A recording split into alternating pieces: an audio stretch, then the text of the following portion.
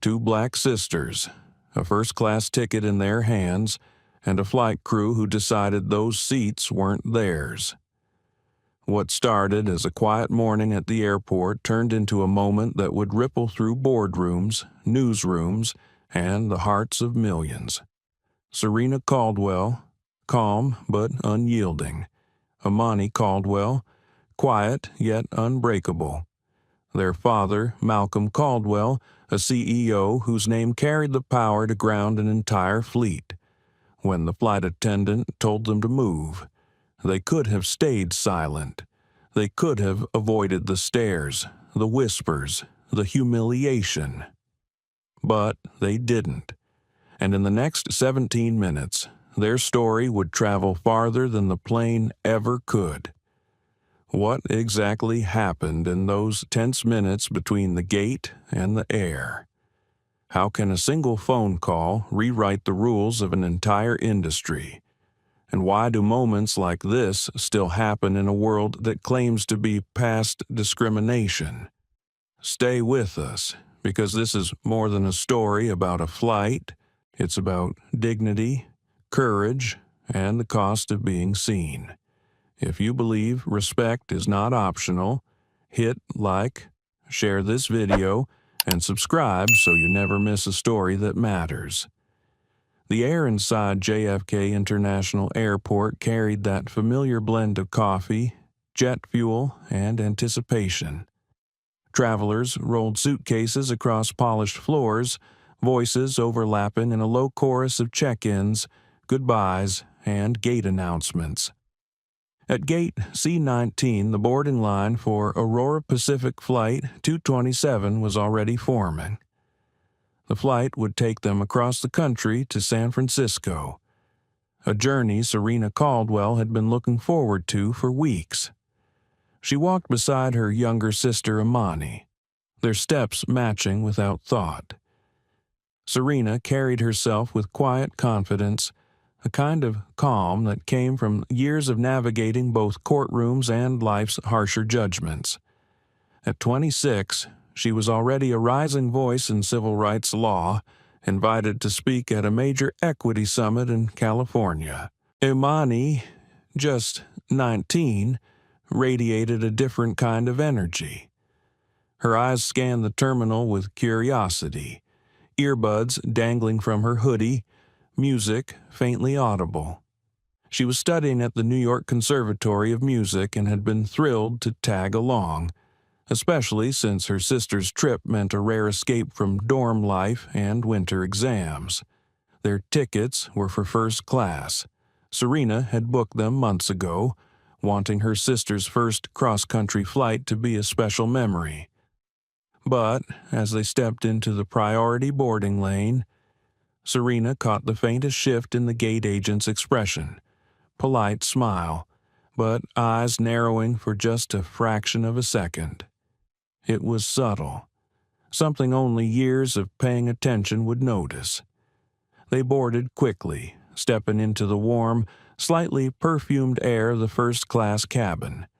The seats were wide and upholstered in cream leather, angled for privacy, each with a small orchid in the corner. Serena led the way to 2A and 2B, placing her carry-on in the overhead bin. Imani slid into her seat, running her fingers along the armrest controls. Across the aisle, a flight attendant in a crisp navy uniform approached. She was tall, with a precise bun and a practiced smile that never quite reached her eyes. Her name tag read Dana Whitford. "Can I help you find your seats?" Dana's tone was pleasant, but the question landed like an unexpected chill. "No, thank you," Serena replied, matching politeness with politeness. "These are ours." Dana's gaze dipped to their boarding passes. Her smile thinned. "First-class tickets." "Yes," Serena answered evenly, holding them out without hesitation. Dana scanned them, lips pressing into a straight line before she handed them back. "All right then," she said, voice just light enough to pass as casual, but Serena could feel the question underneath. Are you sure you belong here?" She settled into her seat, refusing to let the moment take root. Imani leaned over, whispering, "What was that about nothing we need to deal with right now?" Serena murmured, though her eyes lingered on Dana as she walked away. Moments later, a second flight attendant appeared. This one, younger, with warm brown eyes and an easy smile. His name was Ethan Miles. He offered drinks to the passengers who had boarded so far, his manner genuinely welcoming. "Would you like champagne, water, or juice?" Ethan asked. "Water for me, please," Serena said. "And for you," he asked Imani. "Orange juice, thanks," she replied. Ethan returned quickly with their drinks. Serena noticed that while he moved smoothly through the cabin, Dana seemed to avoid their row entirely. She offered champagne to a couple in 1C and 1D, chatted briefly with a man in 3A, but never glanced their way again. The hum of boarding continued.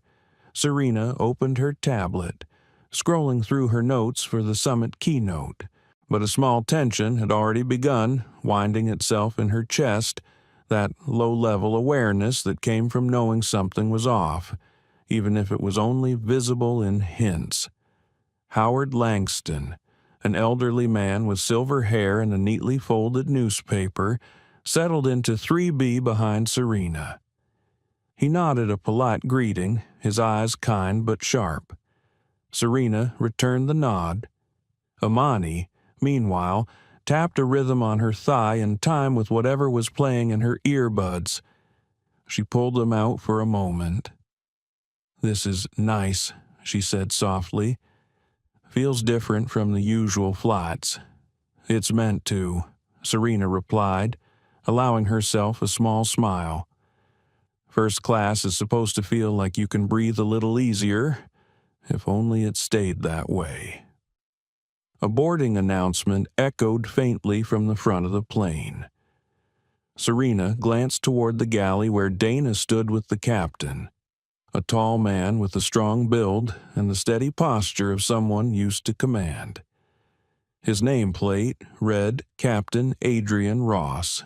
Dana leaned in, speaking quietly, her eyes flicking toward 2A and 2B.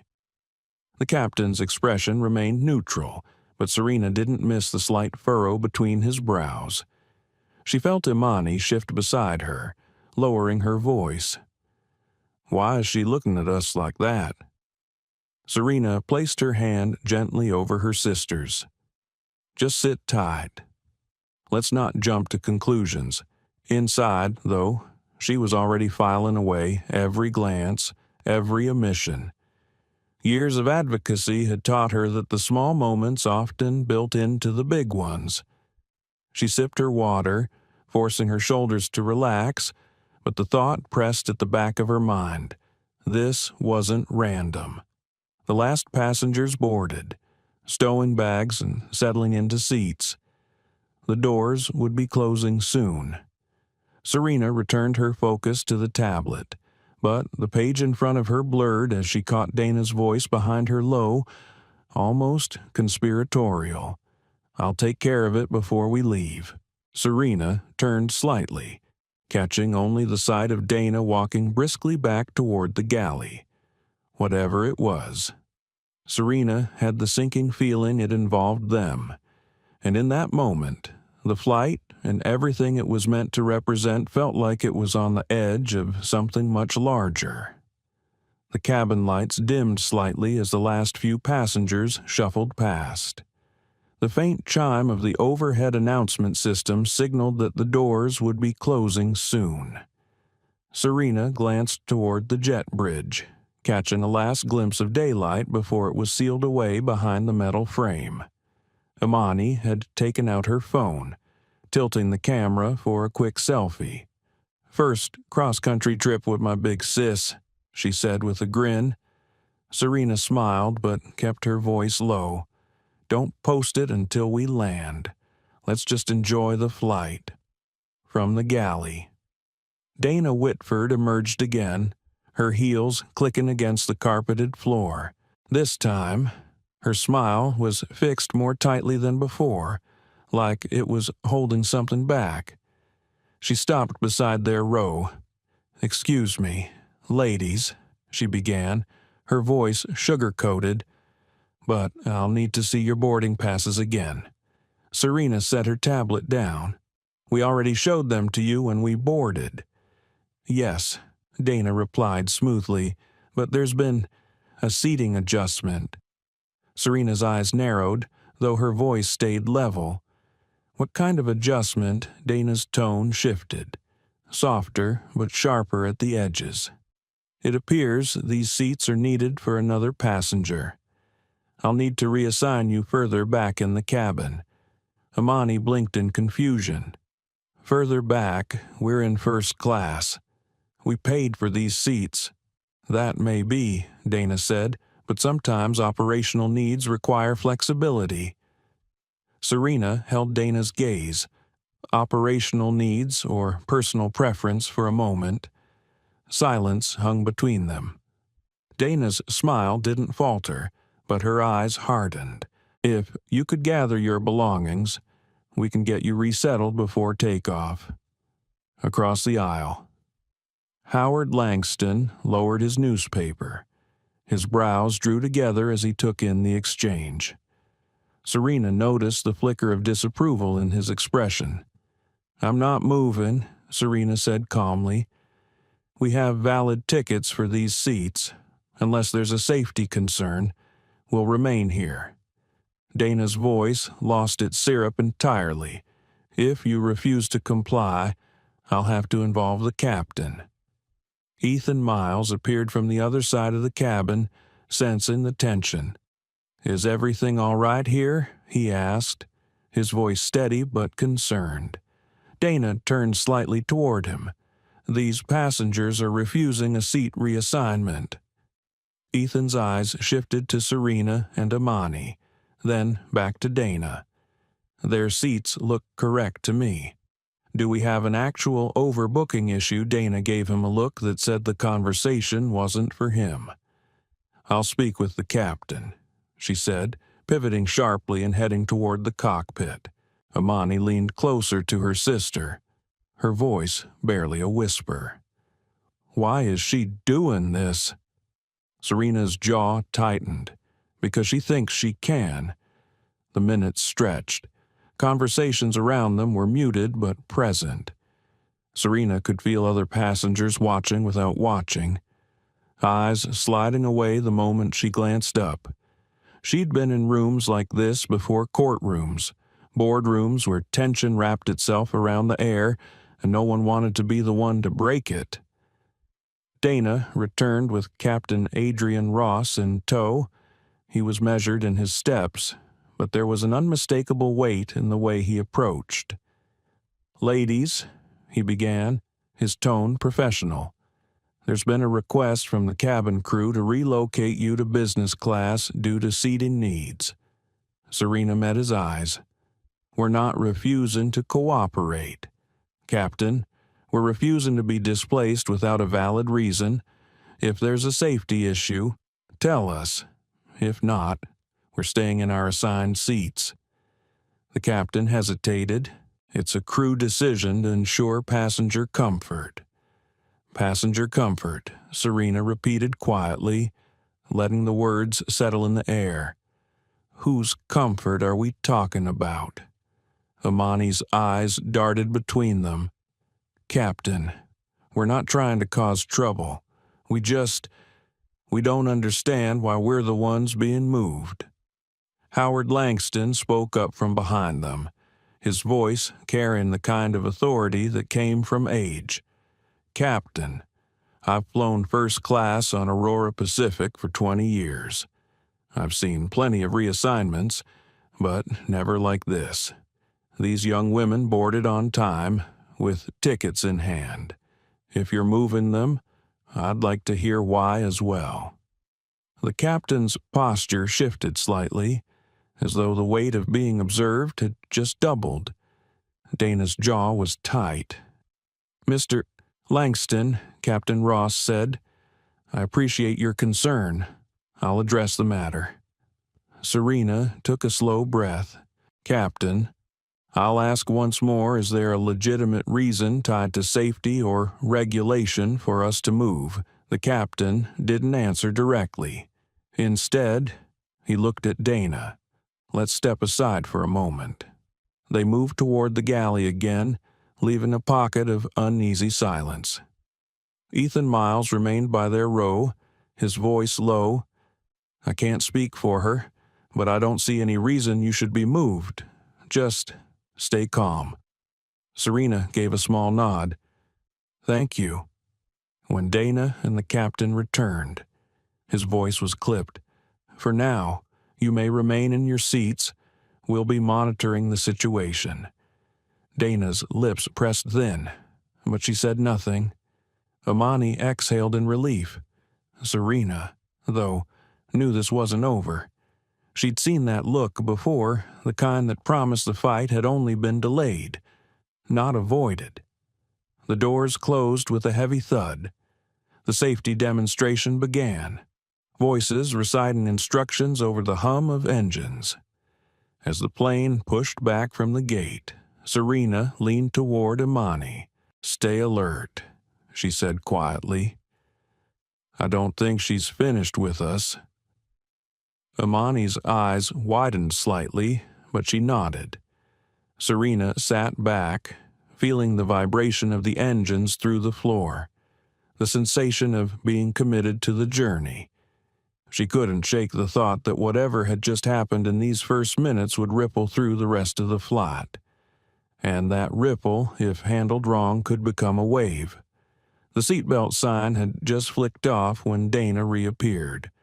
Her smile was gone now.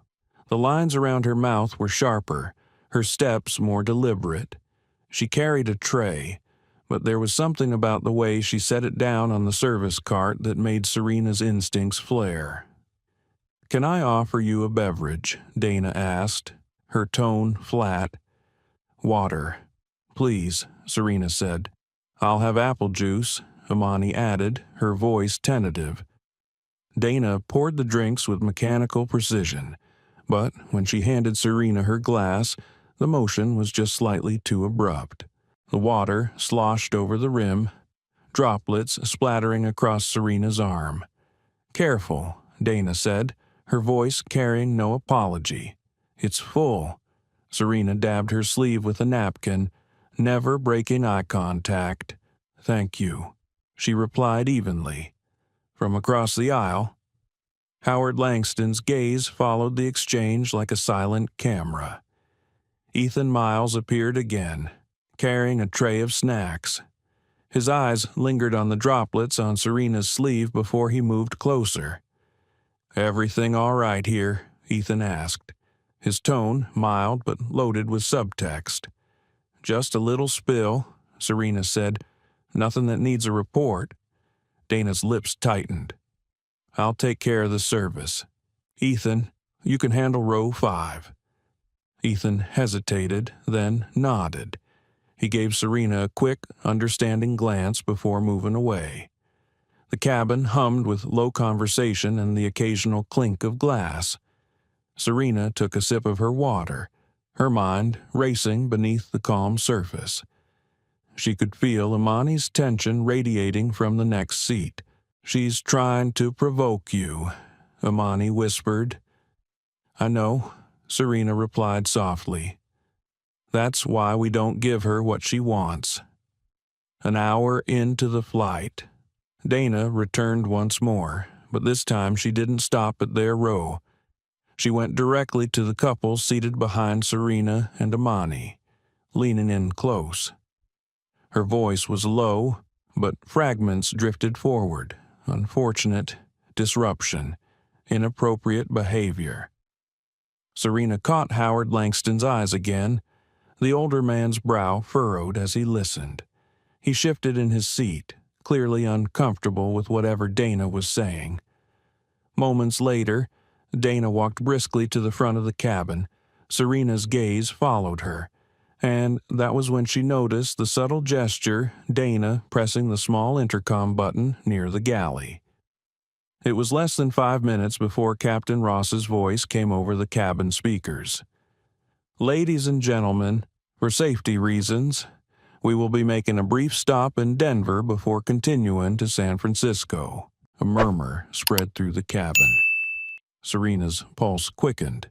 A brief stop mid-flight rarely meant something minor. Ethan appeared at their row again, crouching slightly so his voice wouldn't carry. "She's told the captain there's a passenger disturbance," he said quietly. Imani's mouth fell open. "What? We haven't done anything." "I know," Ethan replied, his jaw tightening. "But the captain has to take crew reports seriously. We'll be on the ground soon." Serena sat back, her mind turning over options like cards in a deck. She could confront Dana now, force the issue before they landed. But the better move, the strategic move, might be to let the situation unfold. People showed their true intentions when they thought they were winning. The cabin began its descent into Denver. The view outside the window shifted from open sky to sprawling land below. Patches of green and tan quilted together. Howard leaned forward slightly. "Ms. Caldwell, if they try to remove you, I'll speak up. You've done nothing wrong." "Thank you," Serena said, and she meant it. Allies mattered, even ones you'd only just met. The landing was smooth, but the atmosphere inside the plane was anything but. Dana moved with renewed energy, checking seatbelts and compartments with an efficiency that looked practiced but carried a certain edge. When the plane rolled to a stop at the gate, Captain Ross stood in the galley speaking with a uniformed airport officer who had boarded quietly. Dana gestured toward Serena and Imani. The officer began walking down the aisle. Imani's breath quickened.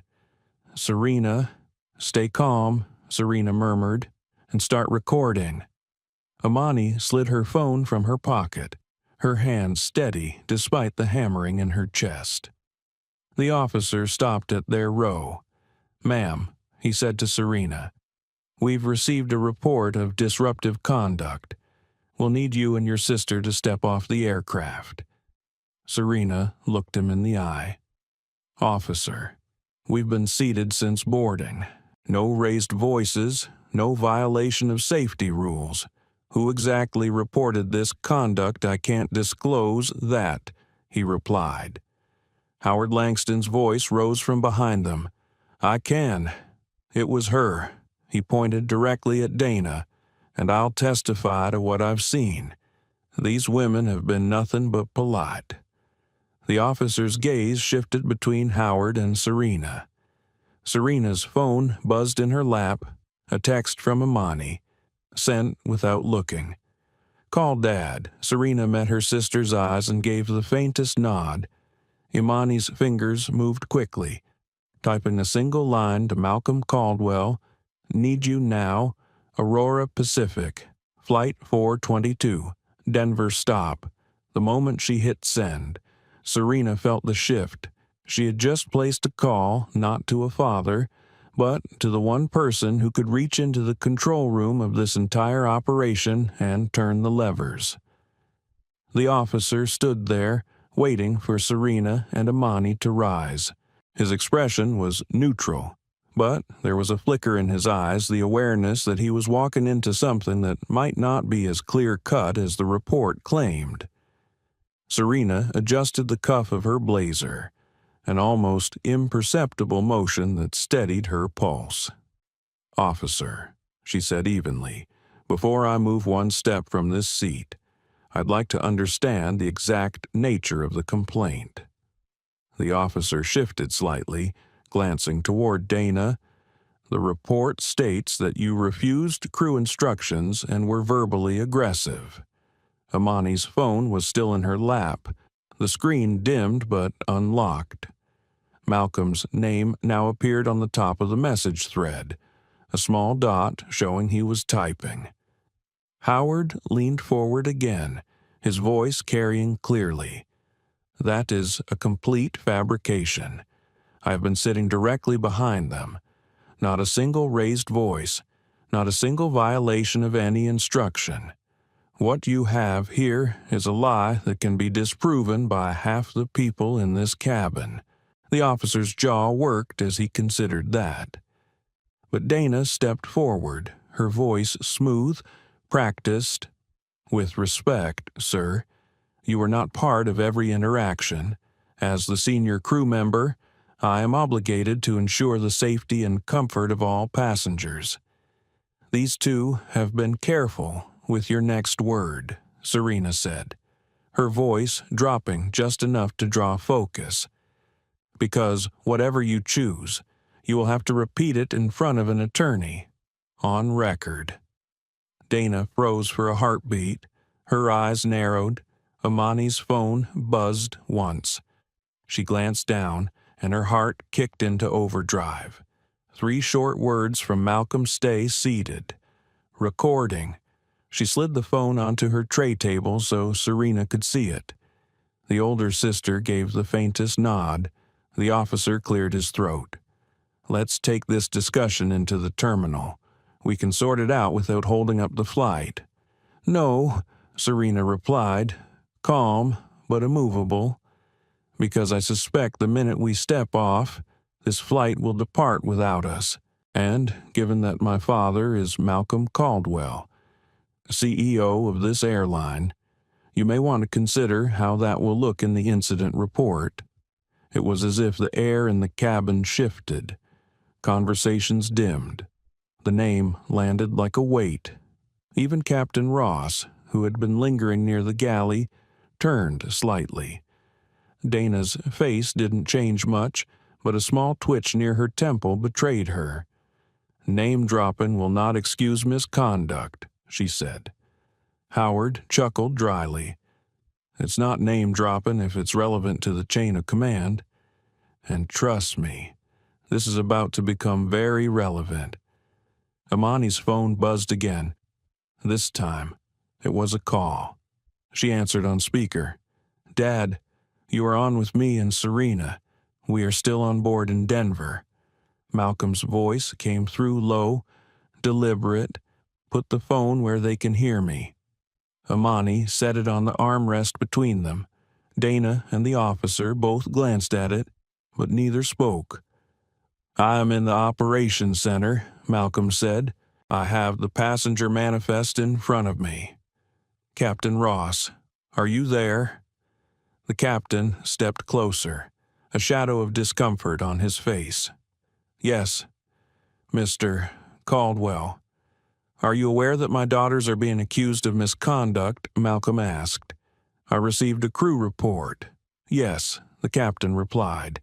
"And did you verify it with multiple passenger statements before initiating removal?" A pause. "No, sir. Standard procedure is to act on crew reports. Consider this your notice," Malcolm said, his tone tightening. "Standard procedure changes today. Until I review the cabin footage and speak directly to witnesses, my daughters will remain in their seats, and Captain, this flight is grounded until that happens." There was a stunned silence in the cabin. Dana's mouth opened slightly as if to protest, but she seemed to think better of it. Malcolm continued. "Monica Price is en route to your location. She will board this aircraft within 10 minutes. She will interview the crew and the passengers in the first-class cabin. Captain, ensure all passengers remain seated until she concludes." Captain Ross nodded slowly. "Understood, Mr. Caldwell." The officer looked from the captain to Dana, then back to Serena. "Given the circumstances, I'll step back and await instructions from your corporate liaison." Serena met his eyes, her own expression steady. "That's wise."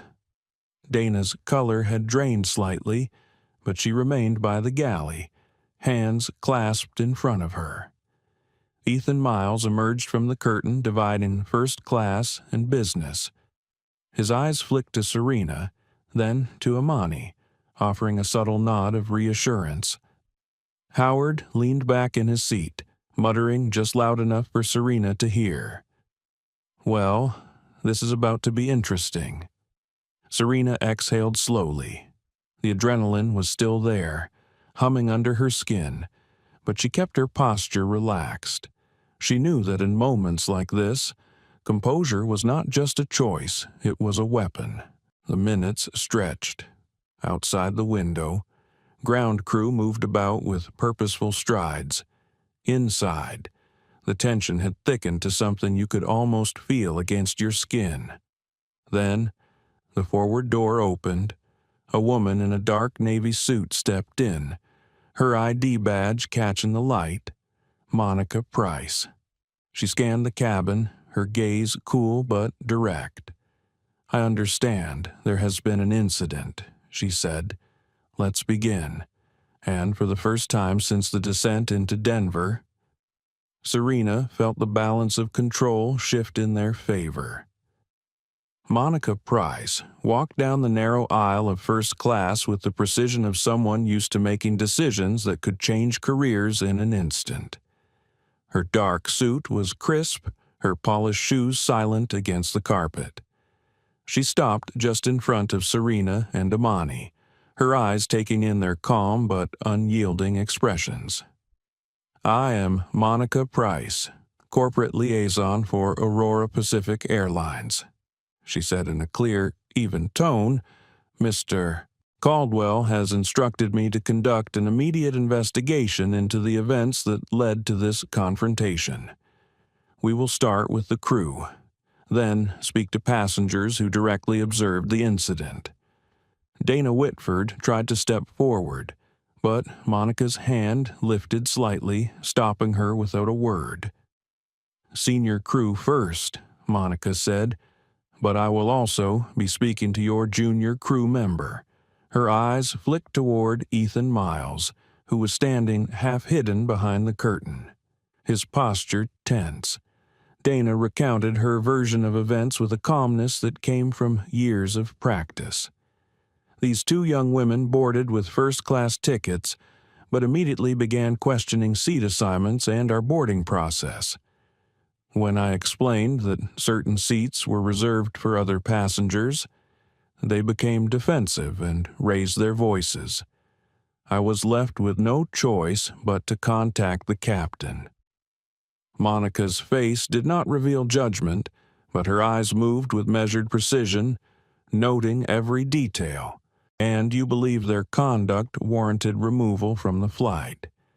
"Yes," Dana said firmly. "They disrupted boarding and created tension in the cabin." Monica nodded once. "Thank you. Please remain here while I speak to your colleague." Ethan stepped forward reluctantly. Monica lowered her voice so only he and the nearest passengers could hear. "Mr. Miles, tell me exactly what you saw and heard." Ethan's glance toward Serena and Amani was quick, almost protective. They boarded quietly. They found their seats and stored their luggage without issue. The only time voices were raised was when Miss Whitford questioned whether they belonged in first class. I saw no aggression from them. In fact, they remained calm even after being told to leave their seats. Monica's pen scratched lightly across her notepad, and the allegation that they disrupted boarding not accurate. Ethan replied. Boarding was already complete. The cabin was calm until Miss Whitford initiated the confrontation. A muscle near Dana's jaw twitched, but she stayed silent. Monica straightened and turned to the passengers. If anyone directly witnessed the interactions between these two passengers and the crew, I invite you to speak now. Howard Langston was the first to respond. His voice carried a weight that drew every eye. I was here for the entire thing.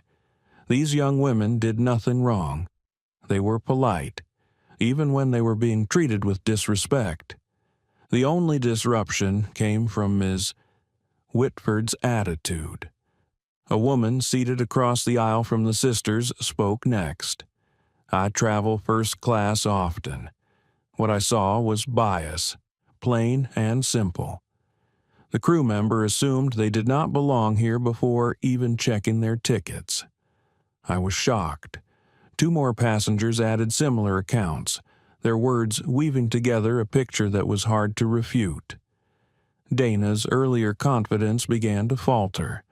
Monica took each statement with the same calm focus, her pen moving steadily. When she was done, she looked back to Serena and Imani.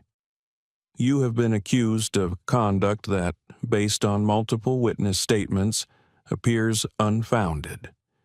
Mr. Caldwell has instructed that you remain in your assigned seats for the duration of this flight. The crew member who initiated this will be relieved of duty, effective immediately. The air seemed to shift. Passengers glanced at one another, some nodding in approval, others whispering quietly.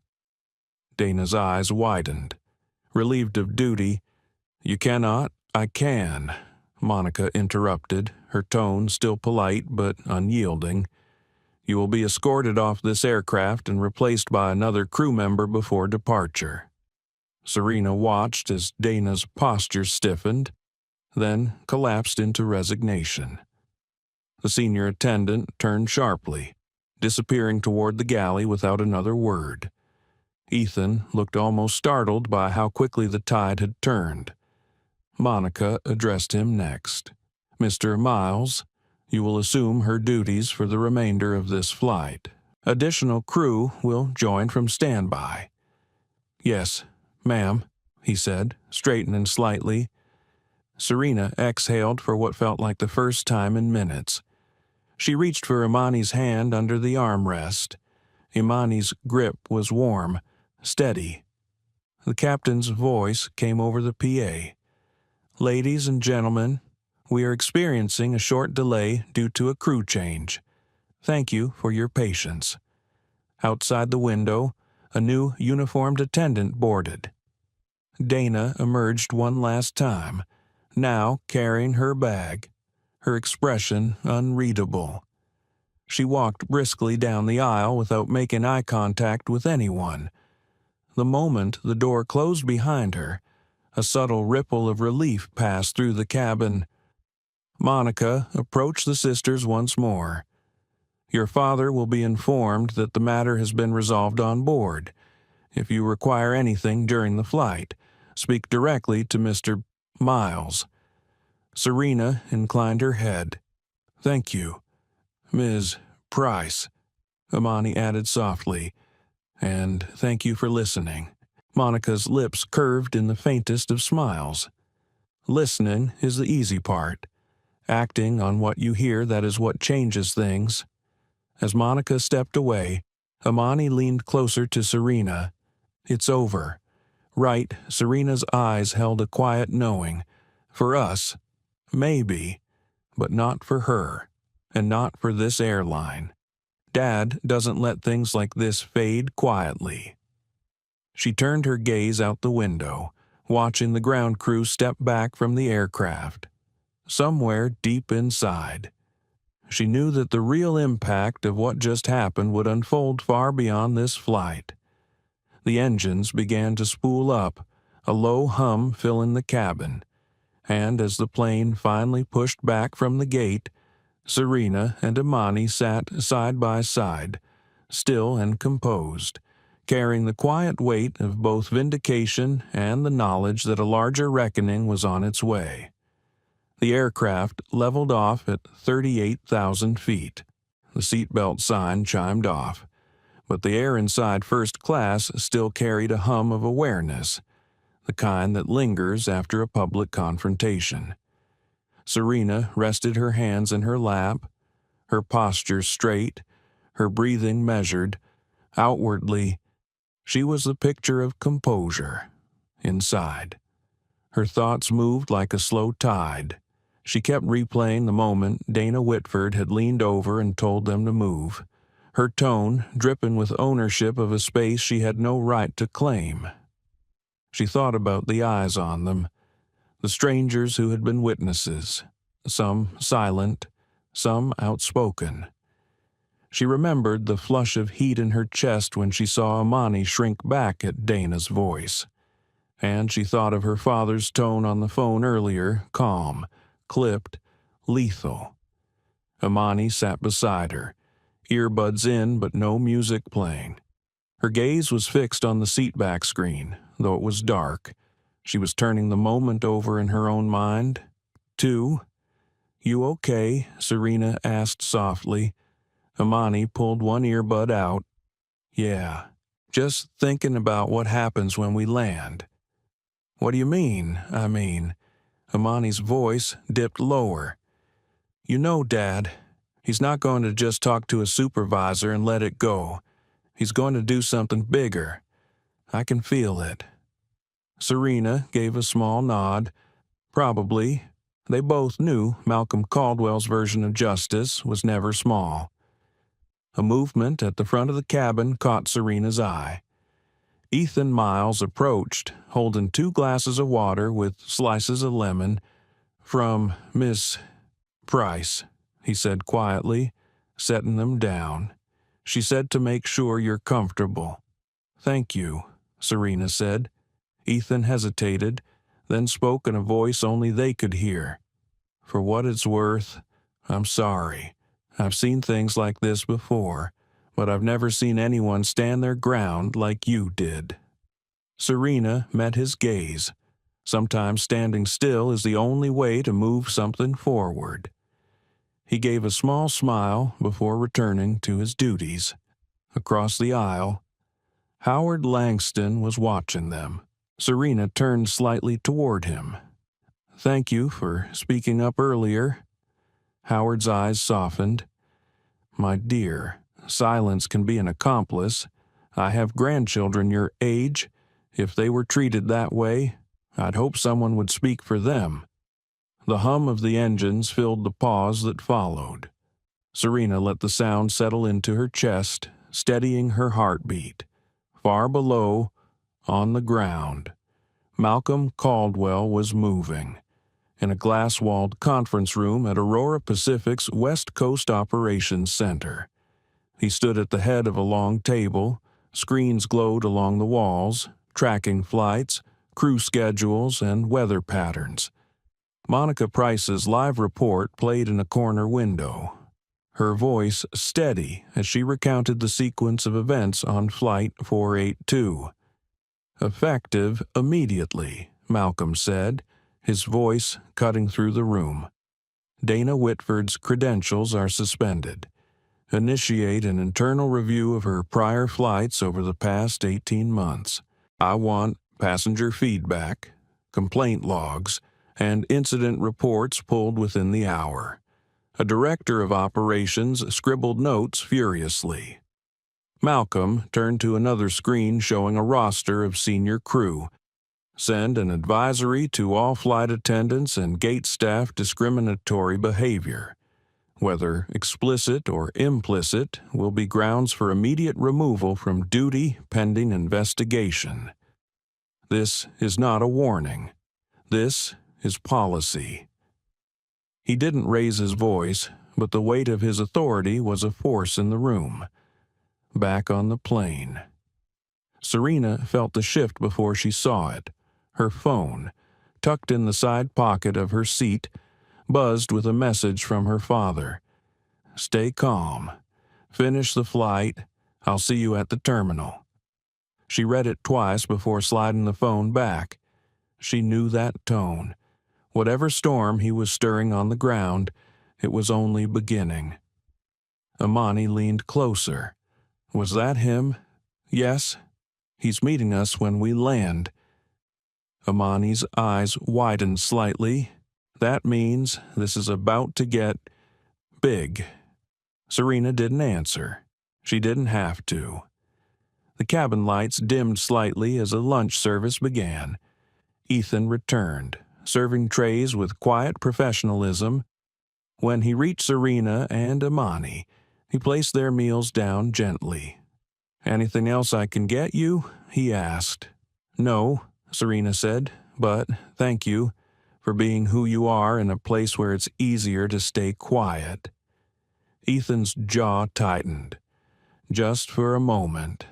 Silence might keep you out of trouble," he said, "but it never changes the trouble itself." As he moved down the aisle, Serena thought about his words. She thought about Monica Price's decisive manner, Howard Langston's public defense, and the other passengers who had spoken up. A chain reaction had started, and she could feel it building. An hour into the flight, Captain Adrian Ross's voice came over the intercom. "Ladies and gentlemen, we have been informed of a slight routing change due to weather conditions in our original approach. We will be diverting slightly west before returning to our arrival path. Estimated arrival time remains unchanged. Thank you for your understanding." It was a standard announcement, but Serena noticed the faint shift in passengers' expressions. People were still on edge. The earlier confrontation had turned the cabin into a quiet theater where everyone was aware of the drama playing out. Amani finally unwrapped her blanket, leaning back in her seat. "You know, I thought I'd be embarrassed when something like this happened," she murmured. "But I'm not. I'm angry, and I don't want to hide it." Serena reached over and took her hand. "Anger's fine.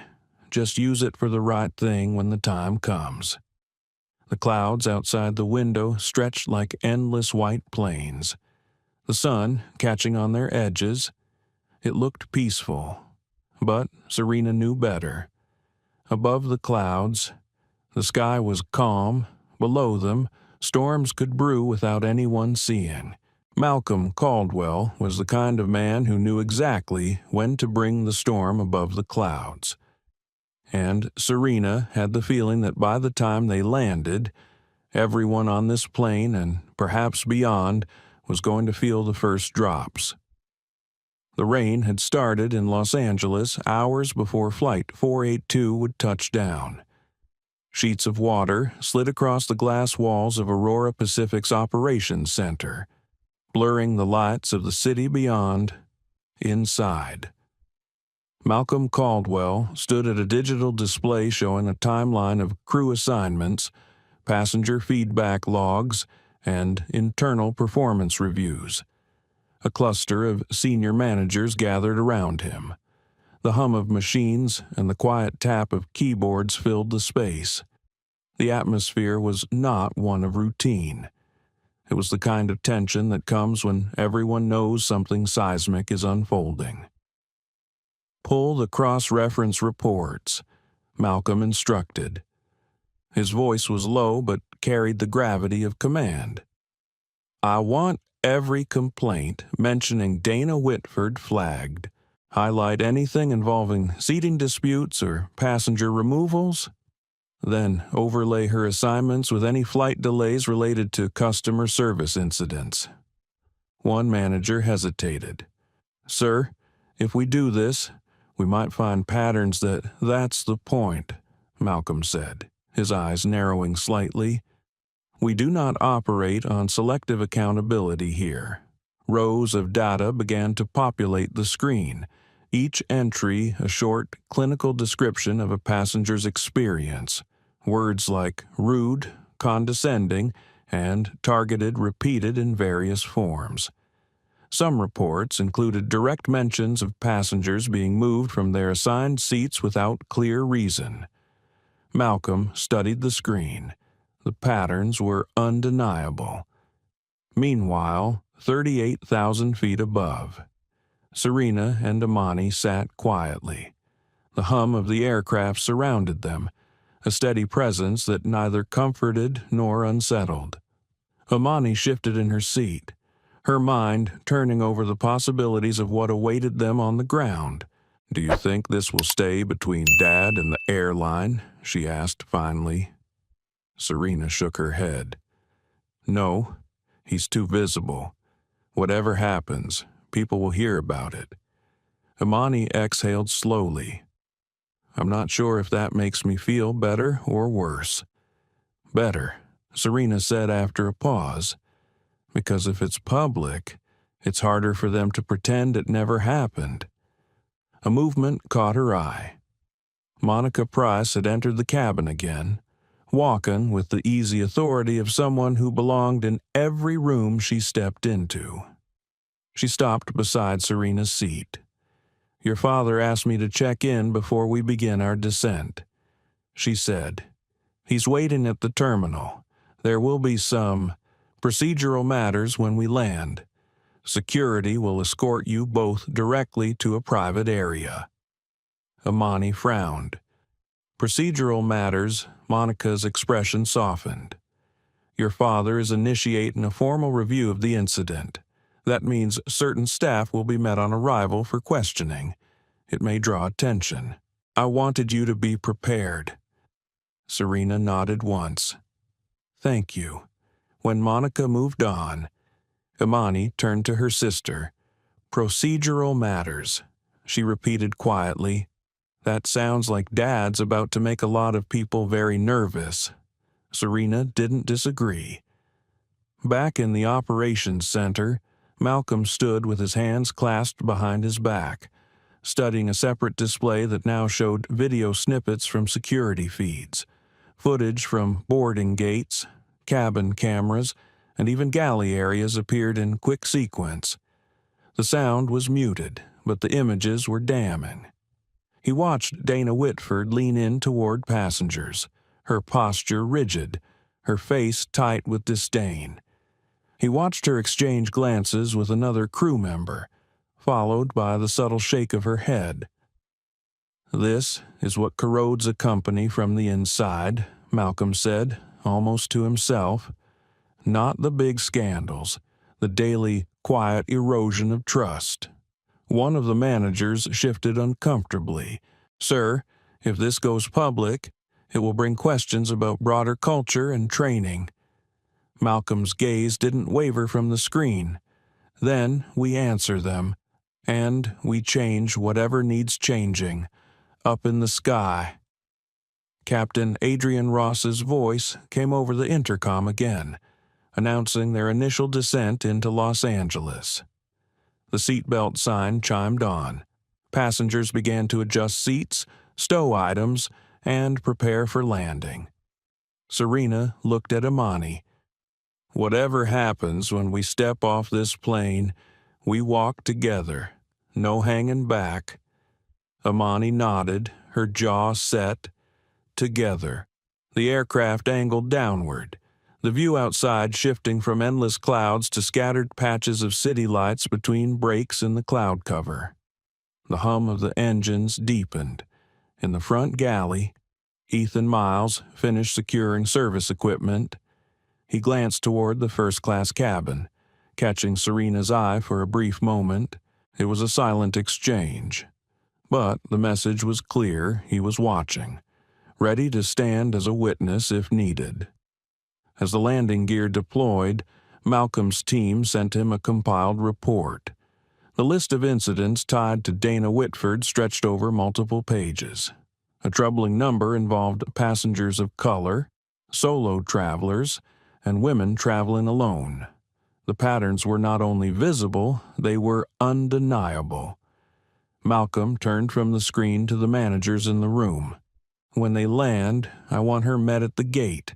Escort her to HR, suspend her immediately pending review, and prepare a public statement. We own the truth before anyone else does." The wheels touched down with a smooth thud. The reverse thrusters roared briefly before the aircraft slowed, taxiing toward the terminal. Serena felt the subtle shift in atmosphere, the mix of relief at arrival and the anticipation of what waited beyond the door. Imani leaned close. "Do you think she knows?" Dana Serena's voice was even. "She knows something is coming. She just doesn't know how much." As they rolled toward the gate, Dana moved briskly through the cabin, checking seat belts and overhead bins. She avoided eye contact with the sisters, her gaze fixed on tasks that no longer mattered. The seatbelt sign went off, passengers began to stand, retrieve bags, and line the aisle.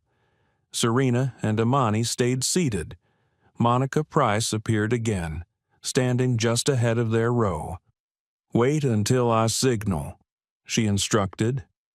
From her vantage point, Serena could see several uniformed security officers waiting beyond the open jet bridge door.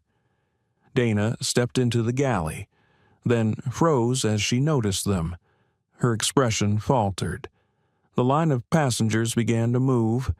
Monica signaled, and Serena rose with Imani, their movements measured. As they stepped into the aisle, Serena felt the weight of every watching eye in the cabin. They walked forward, not slowing as Dana shifted awkwardly to the side. Serena caught the faint scent of her perfume as they passed, a detail she knew she would remember. At the threshold, Malcolm Caldwell stood waiting. His presence filled the narrow space. He didn't speak, only nodded once at his daughters before stepping aside to let them through. The storm had arrived at the gate, and it was only going to get bigger. The air at the jet bridge was thick with the mix of recycled cabin oxygen and the faint, metallic scent of airport ventilation. Serena and Imani stepped onto the gray carpet, the soles of their shoes making a dull, rhythmic sound that seemed too loud in the sudden quiet. Uniformed officers stood in a semicircle just beyond the door, their posture neutral but alert. Malcolm Caldwell remained at the center, his shoulders squared, eyes fixed not on his daughters but on the figure emerging behind them. Dana Whitford appeared, rolling her service tote with one hand. The moment her eyes landed on the assembled group, her pace slowed. She seemed to shrink slightly, though her chin remained lifted in a fragile imitation of composure. "Ms. Whitford," one of the officers said, stepping forward, "you'll need to come with us." Dana's lips parted, her voice coming out sharper than intended. "On what grounds I've done nothing wrong. I was performing my duties." Malcolm's voice cut in, low but commanding. "Your duties did not include humiliating my daughters in front of an entire cabin, nor did they include removing paying passengers from their rightful seats without cause." Dana's cheeks flushed. I followed procedure. Malcolm's eyes were steady. "Then you'll have no problem explaining that on record to our internal review board." Passengers streamed past, some glancing at the scene with open curiosity. A man in a business suit slowed as if to listen, then thought better of it and moved on. A woman carrying a sleeping toddler gave Malcolm a nod, her expression one of quiet approval. Monica Price approached from the side, clipboard in hand. "Ms. Whitford, you're being placed on immediate suspension pending a formal investigation. You will be escorted to Human Resources now. Your personal items will be secured and returned to you after your statement." Dana's gaze flickered between Monica and Malcolm, then to the officers. Her fingers tightened on the handle of her tote. "This is unnecessary. It's overdue," Malcolm said simply. The officers stepped closer. Dana hesitated, then allowed them to guide her toward a side corridor. Her departure was met with a subtle shift in the air, a collective exhale from those who had been silently watching. Malcolm turned to his daughters. "We'll talk in the lounge." They moved together through the terminal, a small convoy led by Monica.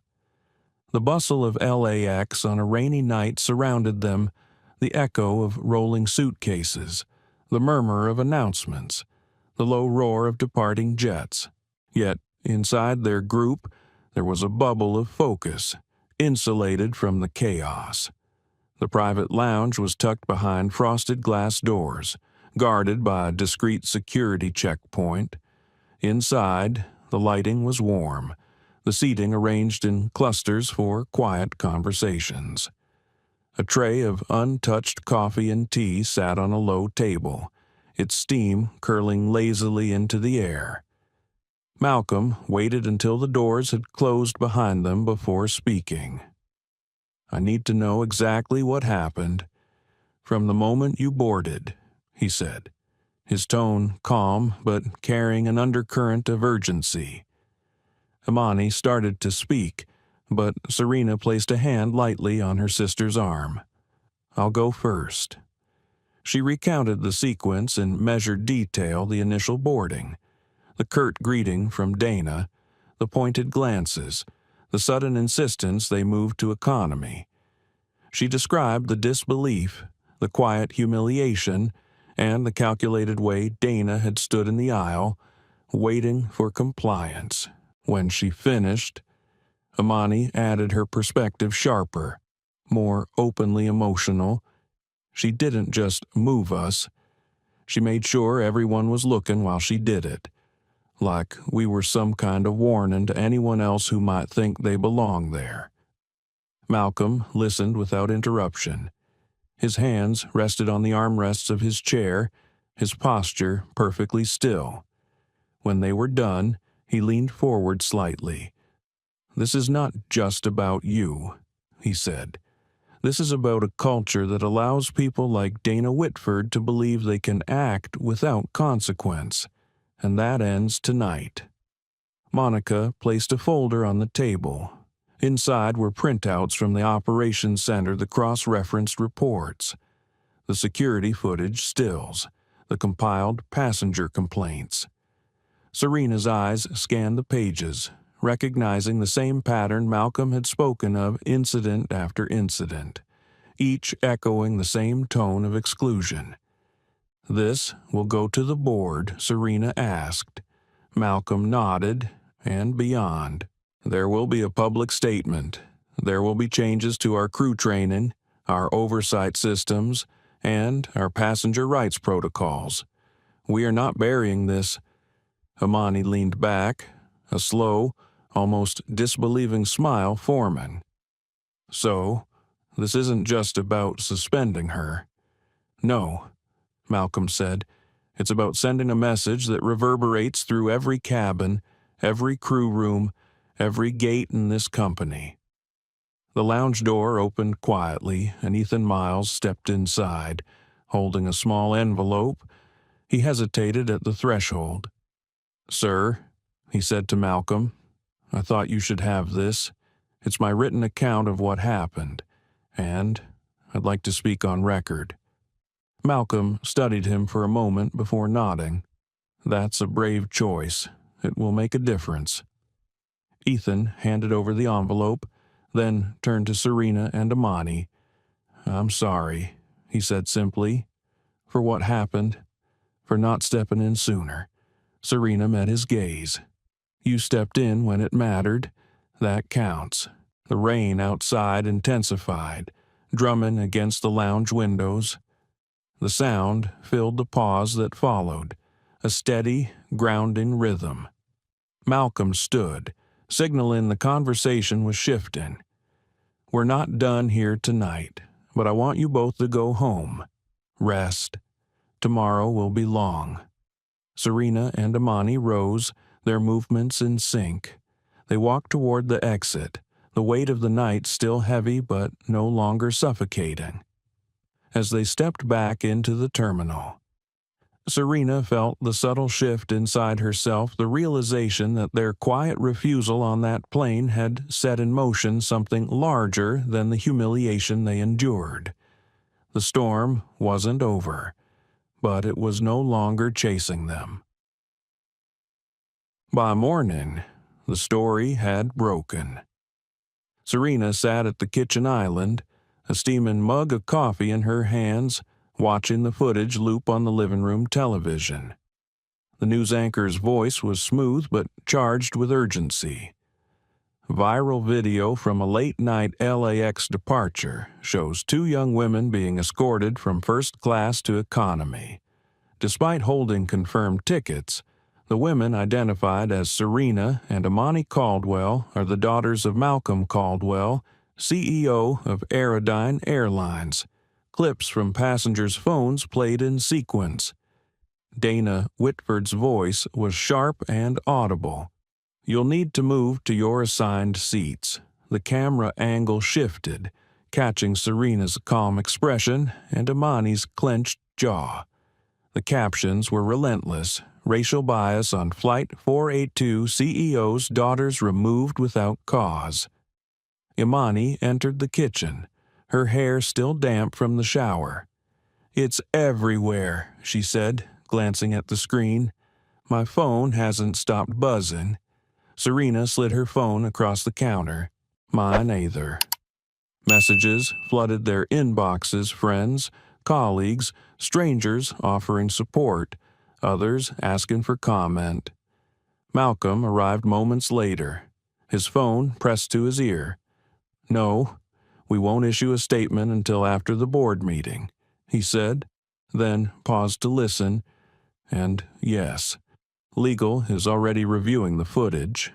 He ended the call and looked at them. "This will move faster than you think. The public reaction is already forcing hands." Imani leaned against the counter. "So, what happens now?" Malcolm set his phone down. "Now we make sure the conversation doesn't get buried in corporate spin. The truth comes out, and we use it to force real change." The doorbell rang.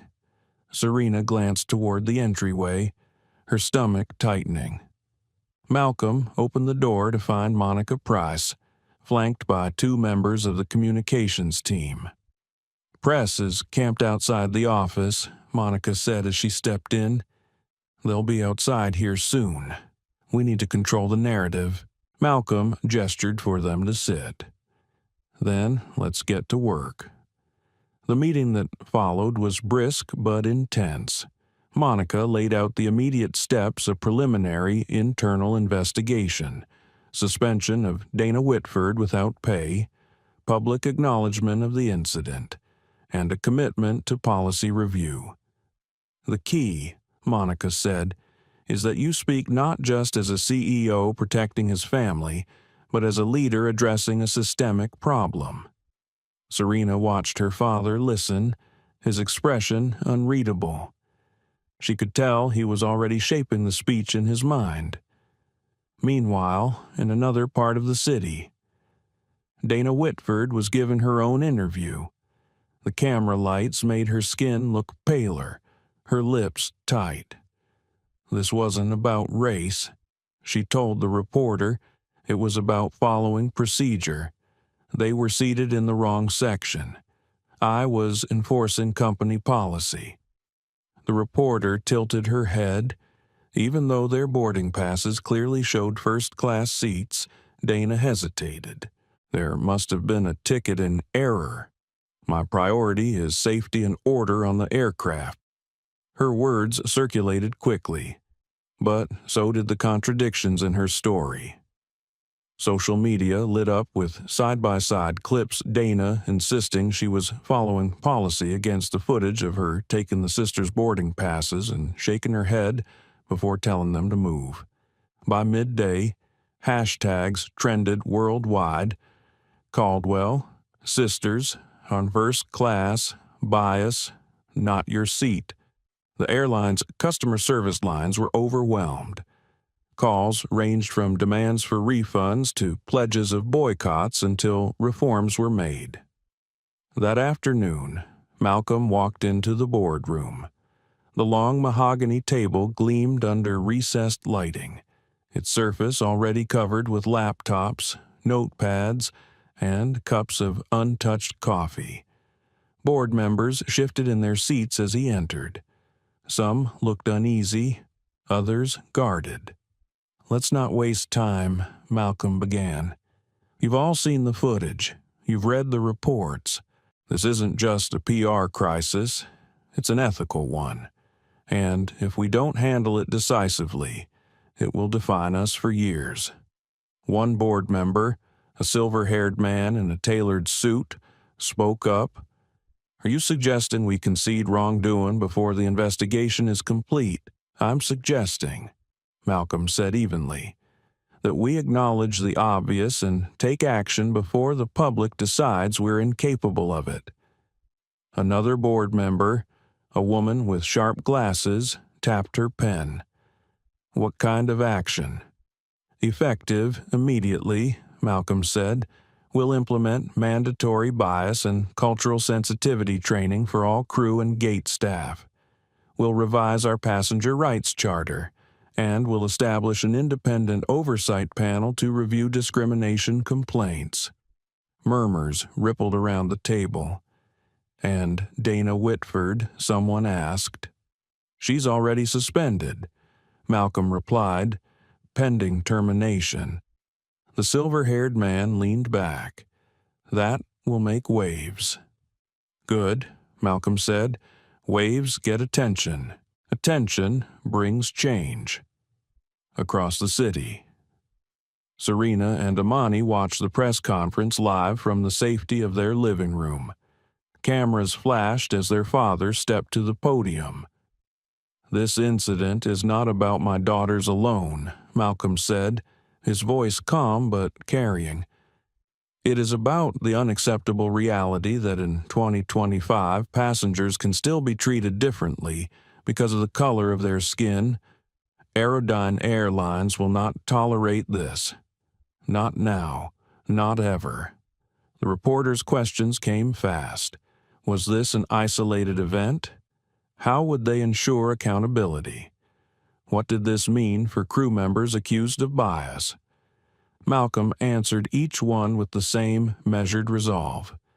He didn't flinch when asked if his position as CEO influenced the speed of action. If it did, he said, then the problem is bigger than any of us wants to admit. By the time the conference ended, the media storm had intensified. News channels replayed his remarks. Commentators debated the broader implications, and advocacy groups praised his candor while demanding follow-through. That night, Serena lay awake, staring at the ceiling. The events of the past 48 hours swirled in her mind the humiliation in the cabin, the sudden shift when Malcolm appeared, the growing roar of public opinion. She wondered if the reforms would truly change things, or if they'd fade once the headlines moved on. She wanted to believe her father's influence could break the cycle, but she knew the fight would be long. In the room next to hers, Amani tapped away at her laptop, writing a post she planned to share publicly. It wasn't about calling out Dana by name.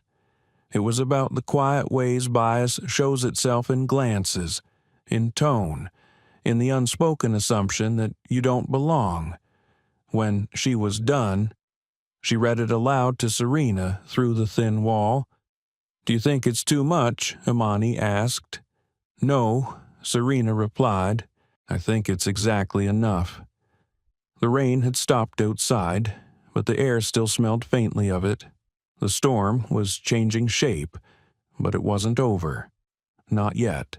The boardroom victory was only the beginning. By the next morning, whispers of resistance began to surface inside Aerodyne Airlines. Senior executives who had nodded politely during Malcolm's reform announcement were now exchanging guarded emails and private calls. Some saw the changes as a necessary moral stand.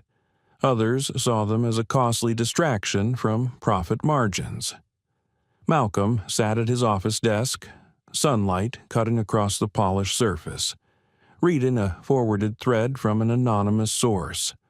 One line stood out: "This is overreaction. If we start firing crew for minor complaints, morale will collapse." He closed the email slowly, his jaw tightening. The language was careful, but the meaning was clear. They weren't ready to change, at least. Not all of them. Meanwhile, Serena and Amani had slipped back into a fragile rhythm at home. The press still hovered, but the initial shock had begun to fade. Serena spent the morning answering messages from friends who had experienced similar situations. Some were small slights, Others were far worse. Imani, restless, opened her social media feed. "They're calling it the Sisters Stand," she said, scrolling through posts. "People are sharing their own flight stories. It's blowing up." Serena looked over her shoulder. Good. The more voices, the harder it is to ignore. At corporate headquarters, Malcolm walked into a strategy meeting that felt colder than the day before. The faces around the table were familiar division heads, HR leads, finance directors, but the energy was different. "Before we start," Malcolm said, "I want to address the concerns some of you have raised about the reforms." A man from operations leaned forward. "With respect, Malcolm, we're talking about training costs, extra oversight panels, potential payouts if every complaint gets escalated. We run on tight margins. This could spiral. And what's the alternative?" Malcolm asked. "Pretend this didn't happen. Wait for the next incident to go viral." The man didn't answer. Another voice, this one from HR, chimed in. "Some crew are already calling these policies an attack on them personally. Morale is dropping." Malcolm let the silence stretch before speaking again. "Morale should drop if our people believe treating passengers unequally is acceptable.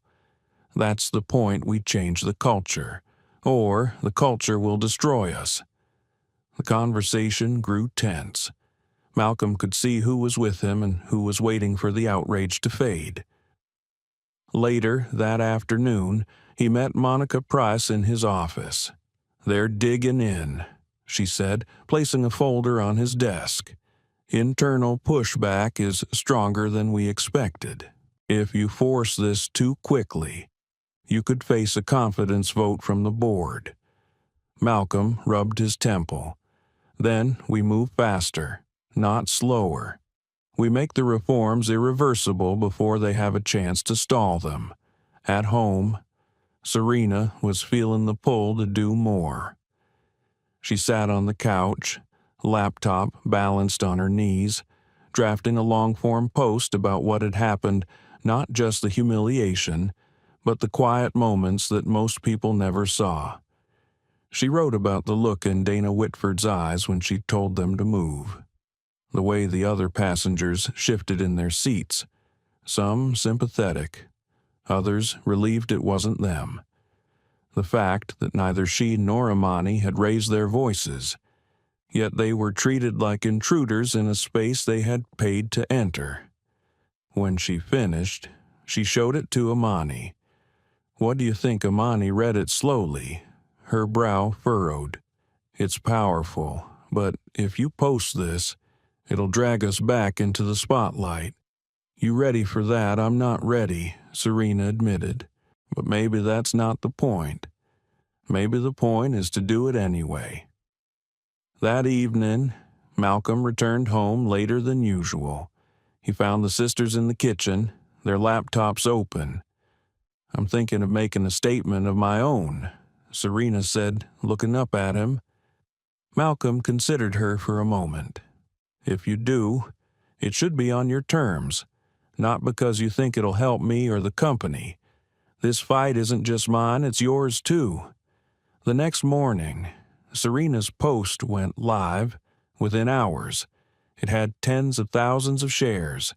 People tagged the airline, demanding to know what steps were being taken. Media outlets picked it up, reading excerpts on morning shows. In the Aerodyne offices, executives watched the coverage in uneasy silence. Malcolm's reforms were no longer a CEO's pet project. They were a public demand. But the pushback hardened. Anonymous leaks suggested that some executives were exploring ways to sideline Malcolm's authority, citing loss of focus on operational priorities. That night, Malcolm received a message from a trusted board ally. "They're talking about an emergency session. Be ready." He didn't tell the sisters not yet. Instead, he sat in his study, staring at the framed photos on the wall, one of Serena as a child, her eyes wide and curious, another of Imani at her high school debate competition, her fist raised in quiet triumph. He thought about what it would mean to fail them now, to let the system push back hard enough that the changes dissolved into nothing. The internal fight was becoming just as fierce as the public one. 2 days later, the emergency board session was called. Malcolm walked into the room knowing exactly what was at stake. Some members wanted to slow the reforms, reframe them as suggestions, and push final decisions into next year. "If we do that," Malcolm said, standing at the head of the table, "we've already lost. The public will know we backed down. And when the next incident happens, and it will, we won't have the defense that we tried." One board member tried to interrupt, but Malcolm kept going. "This isn't about my daughters anymore. This is about who we are as a company. Do we protect our passengers' dignity, or do we protect our comfort?" There was a long pause. Then one of the newer members, a woman in her 40s, spoke up. "I agree with Malcolm. If we dilute this now, we'll regret it. The cost of change is high. The cost of silence is higher." That broke the tension. A slow shift in the room as others voiced reluctant support. In the end, the reforms held barely. When Malcolm got home that night, Serena and Imani were waiting in the living room. He told them everything: the resistance, the narrow victory, the reality that not everyone inside the company wanted to see this through. Imani crossed her arms. "Then we keep pushing, inside and out." Serena nodded. "If they want this to fade, we'll make sure it doesn't." Malcolm smiled faintly. "Then I guess we're in this together." Outside, the city lights glowed against the night sky. The sisters knew the fight wasn't over. It had only shifted into a different kind of battlefield, one where the weapons were policies, pressure, and persistence. The story had moved beyond them, yet somehow Serena and Imani still found themselves at the center of it. Every time they opened their phones, there were more messages, more tags, more calls for interviews. Some people wanted them to be symbols, others wanted them to disappear. By Friday morning, Serena was pacing the living room. "We can't just let Dad handle this," she said. "It's our experience. We lived it. We should speak for ourselves." Imani, curled up on the couch with a mug of tea, didn't answer right away. She was scrolling through yet another article, one that dissected their appearance, their clothes, their expressions, as if any of that explained why they'd been removed from their seats. "They're already talking about us," Imani finally said. "Might as well make sure they hear the truth from our mouths, not someone else's." The sisters decided to record a video together, no script, no editing, just the two of them sitting side by side at the kitchen table. Serena set up her phone, hit record, and looked straight into the lens. "My name is Serena Caldwell," she began. "This is my sister, Imani. Last week, we were removed from our first-class seats without explanation and told to sit and coach." Imani leaned forward. "We didn't shout. We didn't argue. We just sat there, confused. And yet, a flight attendant decided we didn't belong where we were, and she made sure we knew it." They spoke for 20 minutes about the humiliation, the long walk down the aisle under the gaze of strangers, the way their father's face had changed when he arrived and learned what had happened. They ended the video with a quiet plea. "We're not asking for special treatment," Serena said. "We're asking for the same respect that should be given to every passenger." no matter their skin color, their age, or their gender. When they posted it, they expected a ripple. What they got was a wave. The video spread across social media platforms in hours, hitting 1 million views before nightfall. In the comments, people shared stories of their own, some eerily similar, some far worse. A woman described being told she looked lost while sitting in business class. A man recounted being escorted off a plane because a crew member didn't like his tone. The public pressure on Aerodyne intensified. News anchors played clips from the sisters' video during primetime segments. Activists called for more transparency in airline policies, inside corporate headquarters. Malcolm watched the coverage with a mix of pride and apprehension. He knew the sisters' voices gave the reforms moral weight, but he also knew it would provoke the faction within the company that still resisted change. Sure enough, the backlash came quickly. Crew union representatives accused the sisters of vilifying flight attendants. Anonymous comments flooded online forums, questioning their story, twisting details, inventing new ones. Serena read some of them, her hands trembling. "They're saying we made this up," she whispered. Amani closed the laptop, then let them talk. "We know what happened, and so does Dad." 2 days later, Malcolm called them into his study. "There's going to be a hearing," he said, "an internal review, with the board present. They want to hear from passengers as part of the process." "You mean us?" Serena said. "Yes," Malcolm replied, "but I won't pressure you. You don't have to do this." Amani exchanged a glance with her sister. "We'll be there." The hearing was set for the following Tuesday. The location Aerodyne's executive conference room on the top floor of their glass headquarters tower. When the day arrived, the sisters walked in together, heads high, their father trailing just behind them. The room was long and bright, lined with windows that looked out over the city. At the far end, the board members sat in a row, their expressions a mix of curiosity, caution, and something harder to read. Ms. Caldwell, the chairwoman began.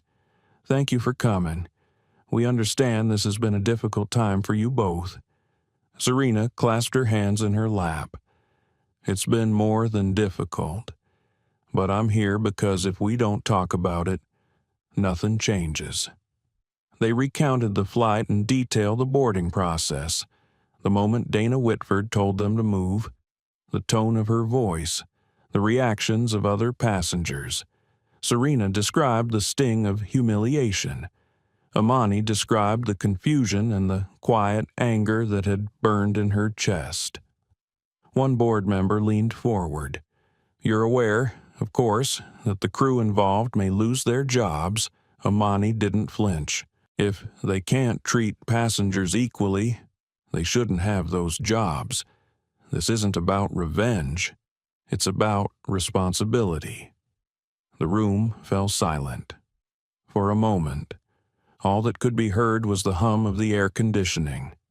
When the sisters left, Malcolm stayed behind for the executive session. Voices rose behind closed doors. Some argued for immediate action. Others pleaded for more time to evaluate.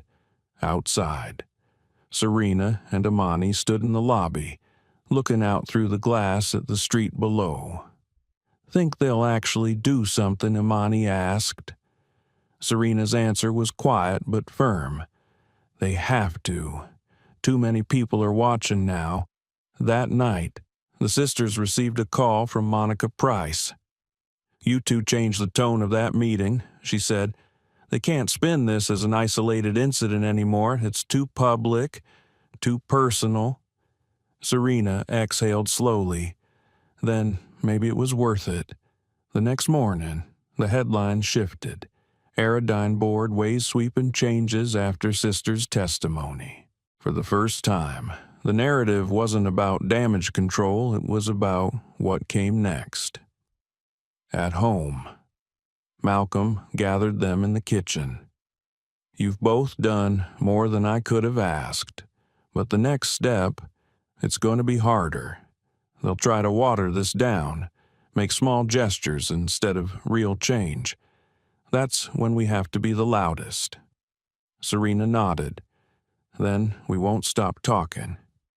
Amani smiled faintly. "We started this on a plane. Might as well see it through until they fix every one of them."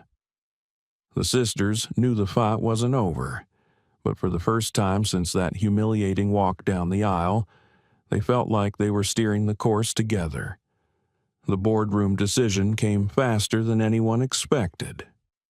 By Thursday afternoon, Aradine released a statement that rippled across every news outlet in the country.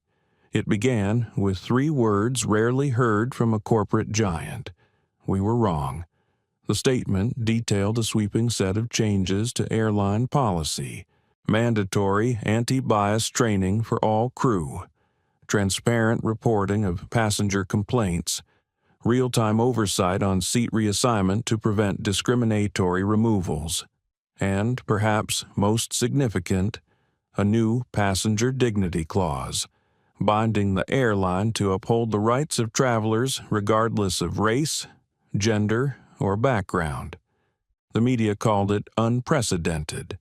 Activists called it a start. For Serena and Amani, it felt like both an ending and a beginning. They learned about the decision not from the news, but from their father.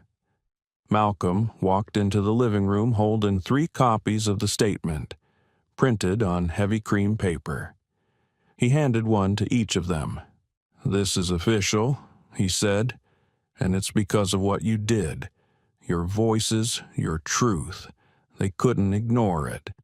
Serena ran her fingers over the paper. "So that's it. They changed the rules, and it's over." Malcolm shook his head. "Rules are just words until people choose to follow them. This will take work, and they'll test it. But now there's a standard they can be held to." That night, the sisters joined their father for a private dinner in the corner of a quiet restaurant. For the first time in days, they allowed themselves to relax. The conversation drifted from policy changes to school plans to memories of family vacations. But even in that warm, dimly lit space, they knew the story wasn't done. The next day, they would fly again, and this time to Washington, D.C., where Malcolm was scheduled to speak before a Senate subcommittee on transportation ethics. It was more than symbolic. Malcolm wanted his daughters with him to show that the issue was not abstract, not distant. It was personal, and it had faces. The morning of the flight, the 3 of them arrived at the airport together. There were glances from strangers, some curious, some warm, a few hostile. Serena noticed one man lower his phone after taking a picture, pretending to check his messages. They moved through security with practiced ease, though each beep of the scanner still made Amani tense. Boarding was called for first class, and the gate agent smiled at them. "Welcome aboard, Caldwells. Glad to have you with us today." It was a small thing, but to Amani, it felt like the first note of a different song. Inside the cabin, they settled into their seats. The space was quiet, the leather cool beneath their hands. No one asked them to move. No one questioned their place. As the plane taxied to the runway, Serena leaned toward her sister. "Feels different, doesn't it?" Amani nodded. "Yeah, like maybe we're not carrying this alone anymore." Halfway through the flight, Malcolm pulled a slim notebook from his briefcase. "I want you 2 to see something," he said, sliding it across the table.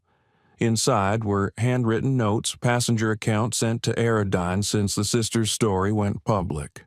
Some were short, a single line of thanks. Others were pages long, recounting moments of quiet prejudice that had never been addressed. "This," Malcolm said, tapping the notebook, "is why we don't stop. Every one of these people thought they were invisible until they saw you." Serena felt her throat tighten. "We didn't ask for this, I know," Malcolm said, "but you answered it anyway. That matters." The landing was smooth. They stepped off into the bright, echoing terminal of Reagan National Airport. Waiting cameras caught their arrival, the sisters walking beside their father in matching dark coats, heads high. The Senate hearing the next day was a formal affair, the kind where words are chosen carefully and recorded in permanent transcripts.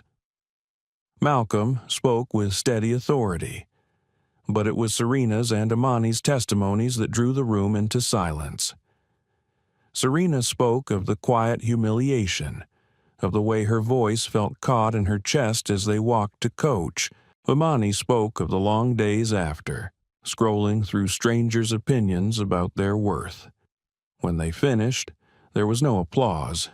It wasn't that kind of room, but there was something better. Lawmakers leaning forward, a stenographer's hands pausing for a beat, a moment where it felt like the air itself was holding still.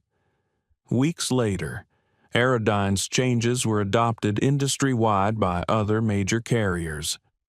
The passenger dignity clause became a talking point in travel magazines, on morning shows, in classrooms discussing ethics. The sisters didn't become public figures in the celebrity sense. They went back to school, to routines, to late-night talks in the kitchen. But they knew their names had been written into a different kind of record, one where their quiet refusal to accept humiliation had reshaped a corner of the world. One evening in spring, months after that flight, the three of them boarded another plane together. Different city, different airline, same seats, first class. The flight attendant, a middle-aged man with kind eyes, offered them drinks with no trace of suspicion. Serena caught Amani's glance across the aisle. A small smile passed between them. As the engines roared and the plane lifted into the fading light, Malcolm rested his hand on the armrest between them. "Remember," he said softly, "this isn't just about where you sit. It's about knowing you belong anywhere your ticket, your work, and your dignity take you." The sisters looked out the window as the city shrank below, the clouds opening like a path ahead. They knew there would be other fights, other rooms where they would need to speak. But for now, they sat in the quiet hum of the cabin, carried forward by more than the plane.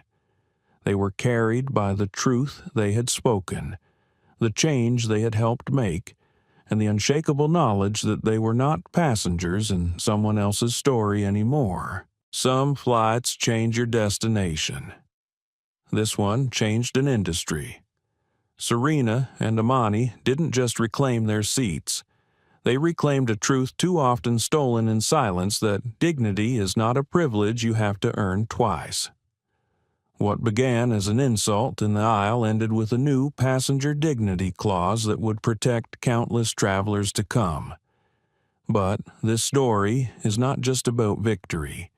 It's about the cost of standing up, the stares, the doubt, the pressure to let it go for the sake of peace, and the courage to say no, not just for yourself, but for everyone who might face the same door slammed in their face tomorrow. If you've ever been underestimated, if you've ever been told you don't belong where you've rightfully earned your place, then you know this fight is far from over. Let Serena and Amani's journey remind us change doesn't happen when we wait for it. It happens when we demand it. If this story moved you, let it move others too. Like, share, and subscribe so these voices aren't drowned out. And join us next time for another true story that refuses to stay quiet.